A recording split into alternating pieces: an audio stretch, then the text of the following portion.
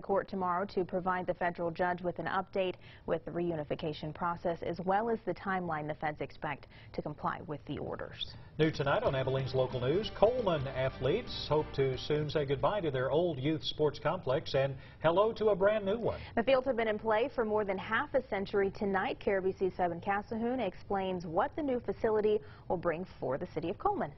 Having something like this, it draws people to Coleman. For years, Coleman's youth athletes have been playing on a field that is about 60 years old. Currently, our fields are in such bad shape that we can't really host tournaments, hindering the chances of hosting tournaments in their own hometown. We don't have the capabilities to host enough teams to have a tournament. If we build the facilities here, we're going to be able to host district and state tournaments possibly. The facility serves more than 200 athletes ages 4 to 14 who play baseball or softball. Our softball girls, for example, play in a league where they have to travel, 30 miles to Early every 2-3 days a week. The current Coleman County Youth Sports Complex sits on the intersection of Ripley and Mountain Street.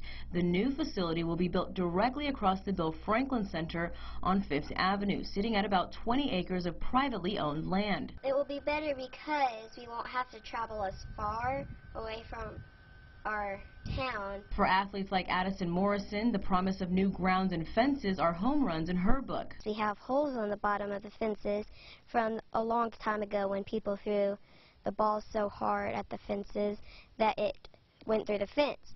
So now when the catcher misses them, it's hard because we'll run out of balls. And the community's support has been nothing shy of overwhelming. We had a fundraiser a couple weeks ago, and in one night we raised right at almost $200,000. The goal, a little more than $1 million to finish the project. In Coleman, 7 Cassahoon, KRBC, Abilene's Local News.